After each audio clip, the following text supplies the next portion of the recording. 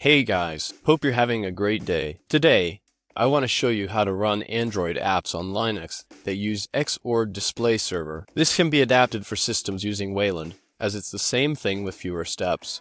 But I'll cover all the extra steps needed to get it running on Xorg. As you can see, I've got an Android running right here on my desktop. It looks like a phone and works like one. You can pull down to access the app menu, just like on a real Android phone. And of course, you can run the apps. We have an AntennaPod podcast app running smoothly on our little Android here. All options are available and everything works like a charm. You can add podcasts and listen to them. Next, we have Instagram installed, and it runs without any glitches, but I am not logged in to show you the full features. Finally, we have TikTok installed and working normally.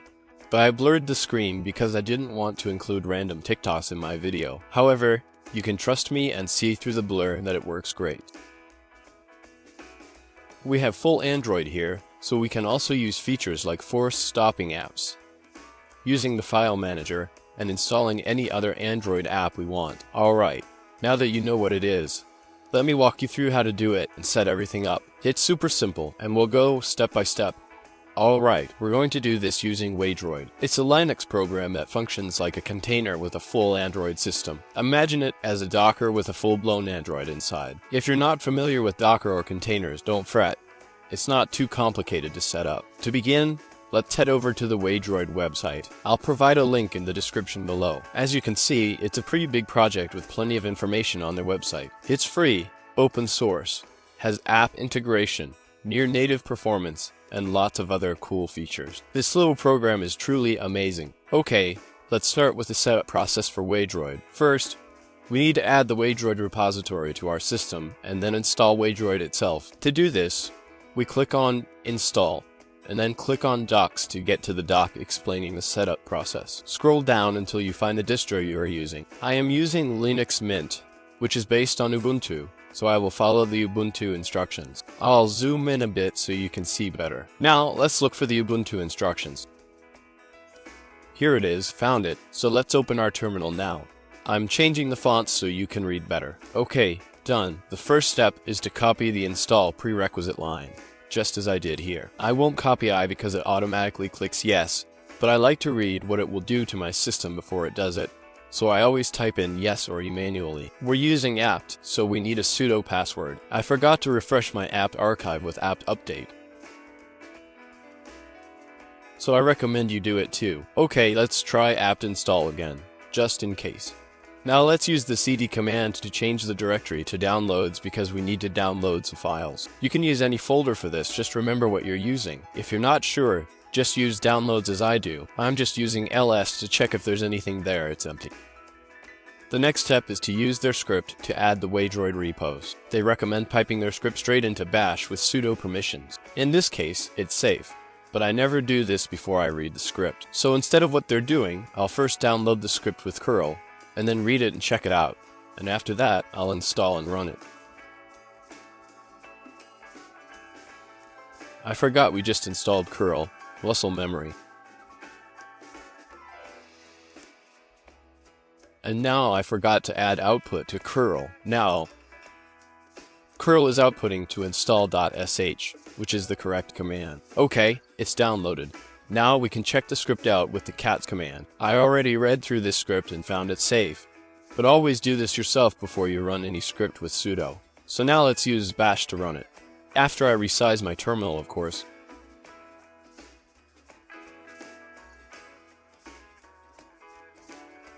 Okay, here we go. And now we let the script do its magic. And it's done. The Waydroid repo is added to our system. And now we need to use apt install to install Waydroid itself. It will pull the latest version of Waydroid from our newly added repo. Add Y because we want to install it. And it's done. Waydroid is installed, but we still need to set it up. So next thing we need to do is let Waydroid download the Android system image. Right now, we have everything we need to run Android, but we don't have the Android system itself, so let's download it. Make sure it's a vanilla image. We want a pure Android version for this. Just click download to start the download process.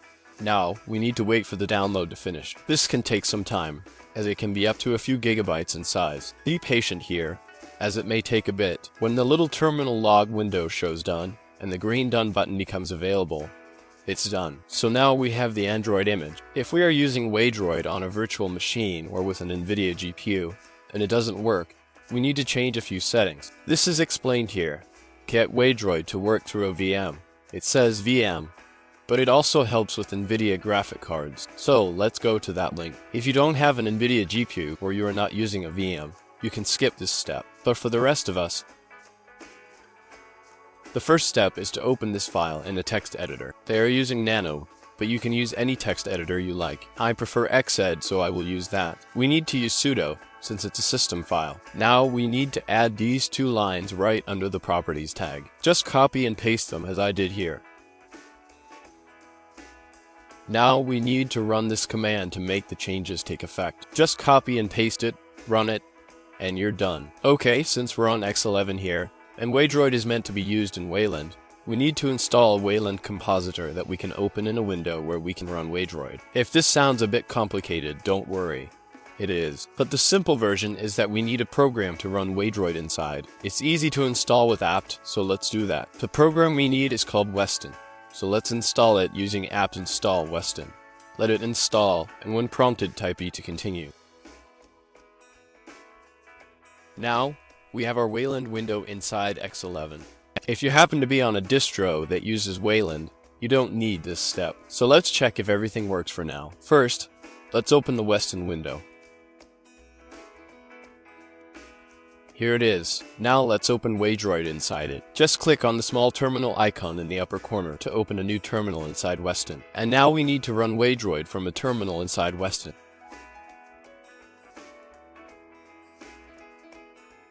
And it's starting up. Android is turning on. Let's give it a second.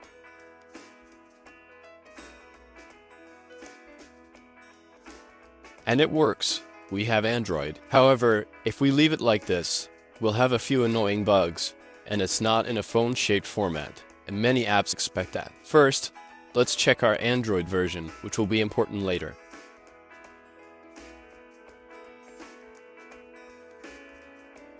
Right now, I'm running Android 11, but that can be different for you. The first big problem we'll encounter is that we don't have an internet connection. That's because the firewall is blocking it. If it works for you, there's a good chance that you don't have your firewall set up correctly, and you should really fix that. But as you can see, we have no internet connection. The next problem we have is that this can only run x86 64 apps, not ARM. This means we can't run most Android apps that are meant for the phone. But don't worry. I'll show you how to fix this in a moment. And we'll also create a simple script to use Android without all these commands. So it's just a one-click process. Every time after we close down Waydroid, it keeps running in the background and consumes resources. So every time we close it, we need to stop it from running with the Waydroid session stop command. You'll see me using this command many times, and always use it after you close down Waydroid. Okay, it's stopped now. So what we need to do now is change our firewall rules and open up some ports to get online connectivity in Waydroid. This changes your security settings, so be aware of what you're doing. If you want to increase your security, you can close down these ports after you're done using Waydroid. We need 3 commands to change our firewall rules. Don't worry, I'll provide the commands in the link in the description below.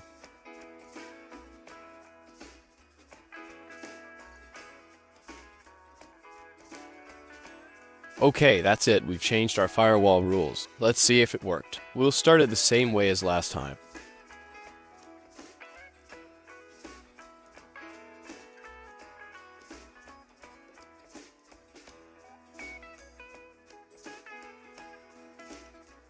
And let's see if the internet now works.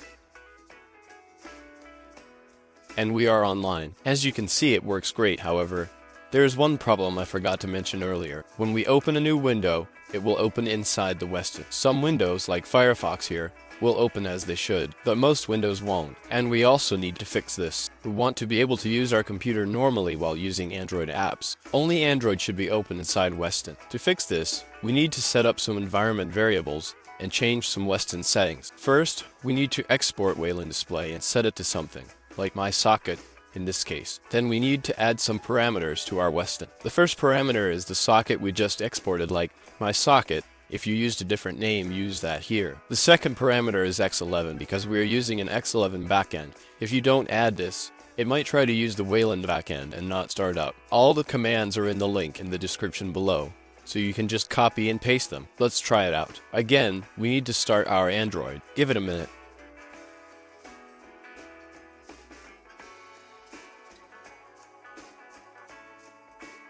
Okay, it's on. And now folders open as they should, not inside Weston. Only the Android is open inside Weston as it should be. We need to stop Waydroid again. So the next thing we need to do is make our Android phone shape.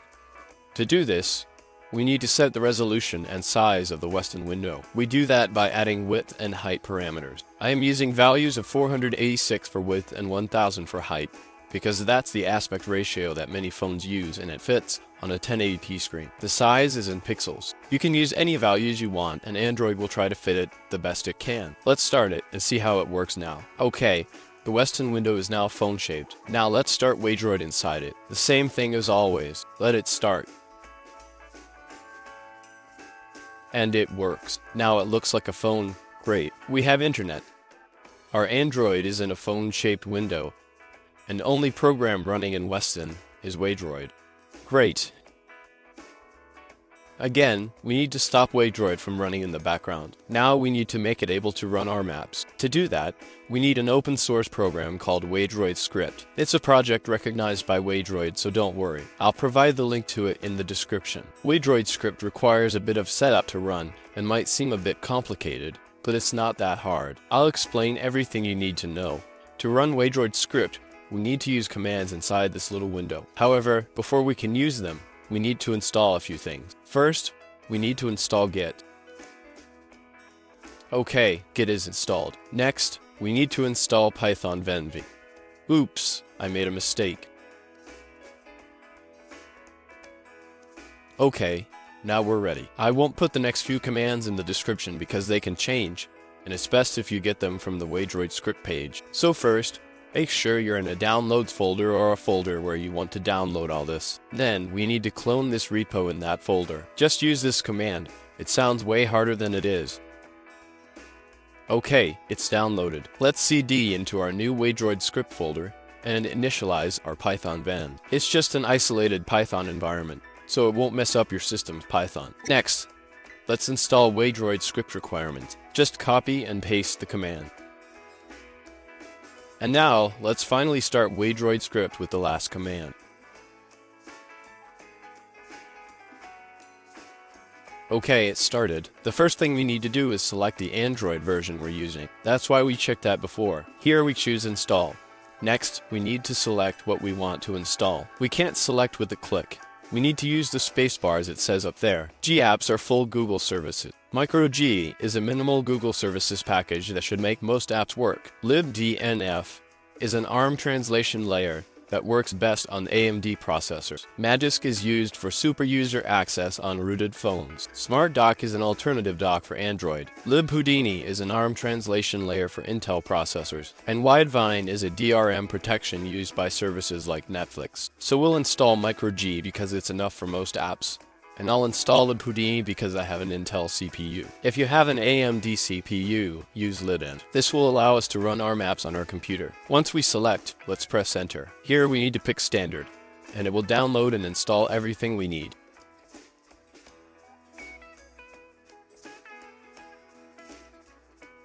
Okay, it's done. Now let's run our Android again now that it's complete.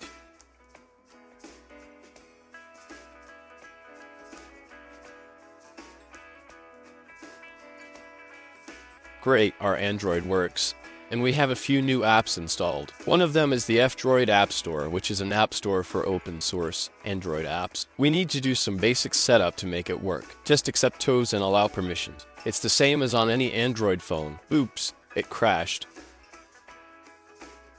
But it works now, and it just needs a moment to refresh the list of apps. Here we have a bunch of open source apps we can just install. It has a live search here, so it refreshes as I type. I love the AntennaPod podcast app, so I will download and install it. We need to give it permissions here, just like any Android app. and click Install again. Okay, it's taking a bit. Done. Next, I want to install the Aurora Store. It's an open source app store that can download all official Android apps. It's the same install process as before. Let's try out AntennaPod. Okay, it started up. Let's change the theme to the dark one. Yes, it works. We can also add podcasts. It all works. Now let's try Aurora Store. It also needs some setup and permissions. Just like any app store on Android. Just grant it what it asks for. But for some reason, sometimes it just crashes like now, and I can't make it work, but sometimes it works great. So, in case you encounter the same issue I'm facing now, I'll show you how to sideload app files to Waydroid. For this, I extracted Instagram and TikTok app files from my phone. You can do the same or get them online. There are multiple ways to obtain app files. Just don't abuse it. Let's CD into downloads where my app files are. If you're not familiar, APK files are installation files for Android apps, and you install APK files to get the app. To install an APK file on Waydroid, we need this command. Okay, it seems you can't install multiple files at once. Let's do it one by one. Great. Let's see if they're installed. Okay. Instagram is here. Let's wait for TikTok. Okay, TikTok is also here. Both are installed. Let's try them out. Instagram works, but I won't log in. TikTok also works. It asks for age. Let's give it some random age. This can take a bit with the mouse, but it works. Let's agree. And let's pick funny things. It works great. But I'll blur it in the post because I have no idea what videos will pop up or who made them. But you can trust me that it works great. And now for the final step, let's create a script that runs everything for us, so we don't have to type out all the commands every time we want to run an Android app. First, we use the touch command to create an empty text file we can write to. We need to put it in our path. You can use the same one I am using. We also need to use a sudo because this will create a system file. How do we name our script? Let's name it Start Android. You can name it whatever you want. The last word after the last slash will be its name. Next, we need to open this file in a text editor with a sudo a permission. I'll use Xid, but you can use whatever you want. Now, we need to write our script. I'll put the script up on my Git with the rest of the useful links so you can just copy and paste the text you want. First, we need to export our environment variable. Then, we need to start Weston with all parameters, and then we need to start a Waydroid inside it. We need to put ampersand after every Weston and Waydroid line, or our script will get stuck. So don't forget that, it's important. Then, save it. Now, let's give it the right permissions. We can do that with chmod 755. Don't forget to use a sudo again. And then, we can use chan00 just in case. And now, let's try out our script. Our Android phone is starting with just one command.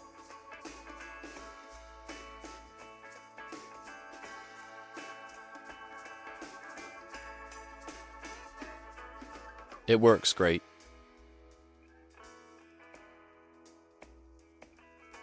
But we still need to stop Waydroid after closing it. And that's how you can run Android apps on your Linux machine. Thank you for watching. I hope you found the instructions clear and easy to follow. Until next time, have fun and happy tinkering.